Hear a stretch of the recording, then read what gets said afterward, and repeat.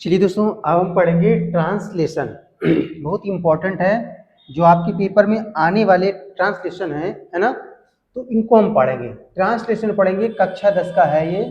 कक्षा 10 में इससे पहले हम लोग बात कर चुके हैं, पैसेज की अनसीन पैसेज पढ़ा चुके हैं, ठीक है। लेटर्स बात हो चुकी है, ऐसे की बात हो चुकी है, इन सभी चीज़ों के बारे में, पार्ट ऑफ स्पीच है ना, ओएमआर शीट पर जो क्वेश्चन आते हैं उनकी भी बात कर चुके हैं। पेपर कैसा आएगा इसके बारे में बात कर चुके हैं। अब हम आज पढ़ेंगे ट्रांसलेशन। तो देखिए, सारे ट्रांसलेशन पढ़ लेंगे जो कि आपके एग्जाम में आने वाले हैं, है ना। देखो लिखा हुआ है, कल मैं अपने माता पिता के साथ बाजार जा रहा था।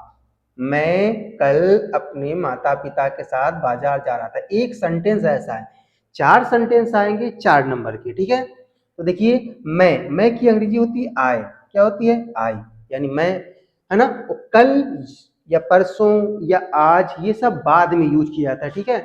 अब यहां से देखेंगे क्या लिखा है, रहा था, कॉन्टिन्यूअस टेंस है ना, तो इसीलिए क्या लिखेंगे, सबसे पहले रहा था के लिए वॉज गोइंग। क्या लिखेंगे? वॉज गोइंग, है ना। कहाँ जा रहा था? किसी भी सेंटेंस को क्या करना है, तुमको उल्टा लिखना है।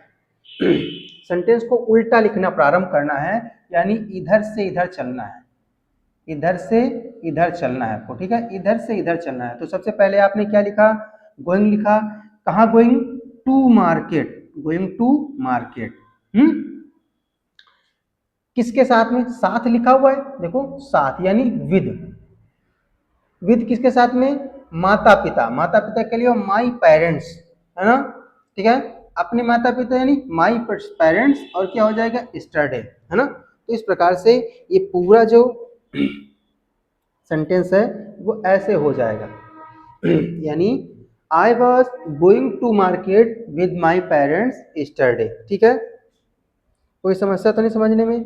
मैंने बताया कि मैं की अंग्रेजी क्या हो जाएगी? आई हो जाएगी, है ना। सेंटेंस को उल्टा लिखेंगे। था की अंग्रेजी सबसे पहले, रहा था की अंग्रेजी सबसे पहले, फिर जाना की अंग्रेजी, फिर बाजार की अंग्रेजी। सेंटेंस को आपको क्या करना? उल्टा लिखना प्रारंभ करना है। I was going, continuous tense था ना, तो वॉज गोइंग। कहाँ गोइंग? To market. किसके साथ?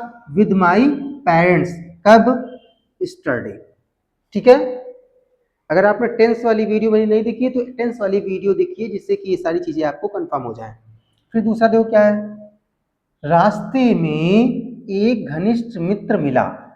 तो रास्ते में कहीं प्रीपोजिशन अगर आ जाती है रास्ते में, तो इन द वे, लास्ट में लिखेंगे। इस वर्ड को हमको लास्ट में लिखना है। सबसे पहले क्या लिखना है? मुझे ना, मुझे एक घनिष्ठ मित्र मिला, तो सबसे पहले आई मीन्स क्या होता है? मैं। मिलने का सेकंड फॉर्म मिला है ना, मिलने का होता है मीट, सेकंड फॉर्म है मेट। आई मेट, क्या किससे मिला? अ close friend, a close friend of mine on the वे, है ना। इस माइन को नहीं लिखोगे, फिर भी हटा दोगे, कोई बात नहीं, हो जाएगा कि I met a close friend on the way, ठीक है। फिर क्या पूछा गया? उसने मुझे अपने माता पिता के बारे में बताया। उसने, उसने के लिए क्या होता है? उसने के लिए होता है ही। उसने के लिए क्या होगा? ही, है ना। मुझे, उसने मुझे अपने माता पिता के बारे में बताया। बताया कि अंग्रेजी सबसे पहले लिख लेना, ही टोल्ड, टोल्ड माने बताया। टोल्ड मी यानी मुझे बताया, किसके बारे में? About his parents, about his parents, ठीक है। हम दोनों एक दूसरे के बारे में जानकर बहुत प्रसन्न हुए, है ना। वी, वी बोथ यानी हम दोनों, were very happy to know about each other, very happy to know about each other. ये क्वेश्चन देखो 2024 में आया हुआ है और आने की संभावना भी है, इसीलिए इस चीज को आपको 2 बार पढ़ना है, 2 बार पढ़ना है और कॉपी में नोट कर लेना, ठीक है। चीजें समझ में आ गई? समझ में आया कि नहीं? चलो, तो क्या हो जाएगा? I was going to market with my parents yesterday, I met a close friend of mine on the way, he told me about his parents, we both were very happy to know about each other, ठीक है। दूसरा passage देखेंगे। दूसरा passage, Manish अपने पिता का इकलौता बेटा है। मनीष अपने पिता का इकलौता बेटा है। सिंपल सेंटेंस है, सिंपल है ना, तो इसीलिए इज एम आर लगेगा।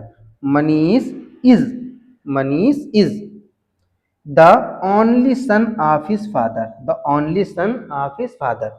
Manish is the only son, देखो क्या है, मनीष, अब उल्टा सेंटेंस लिखना, इज इकलौते बेटे के लिए क्या है, द ओनली, ओनली माने इकलौता है ना, का की अंग्रेजी ऑफ हिज फादर। एक दिन वह अपने घर से बाहर गया, एक दिन वह अपने घर से बाहर गया, क्या हो जाएगा, वन डे, वन डे माने एक दिन, ही माने वह होता है ना, गया के लिए went, one day he went out, went out माने बाहर जाना, went out of his father house, of his father house, ठीक है। एक दिन वह अपने घर से बाहर गया, ठीक है, फादर हाउस यानी पिता के घर से बाहर गया वो नहीं लिखा, यहाँ पर क्या लिखना, हिज हाउस यानी अपने घर से वापस बाहर गया, ठीक है। उसने अपने पिता की आज्ञा नहीं ली, उसने अपने पिता की आज्ञा नहीं ली, पास्ट इंडेफिनिट टेंस।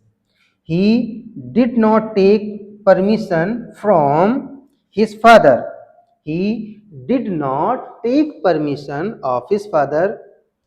3 घंटे बाद जब वह घर लौटा तो उसके पिताजी उससे काफी नाराज हुए।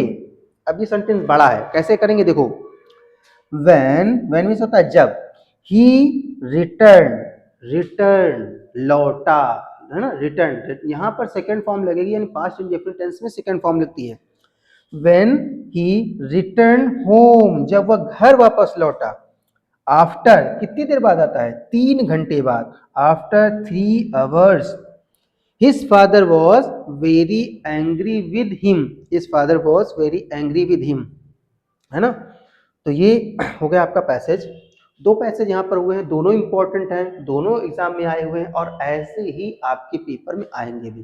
तो आज मैंने केवल 2 पैसेज आपको बताए हैं, ऐसे करके लगभग एक वीडियो में मैं आपको 5 पैसेज बताऊंगा, जिससे आपका ये जो ट्रांसलेट वाला है पोर्शन वो केवल 2 या 3 वीडियो में समाप्त हो जाए, ठीक है। तो वीडियो अगर अच्छा लगा हो तो वीडियो को लाइक कीजिए और अपने जो ग्रुप के बच्चे हैं उनको शेयर कर दीजिए, जिससे उनको भी इस महत्वपूर्ण विषय के बारे में जानकारी प्राप्त हो, ठीक है।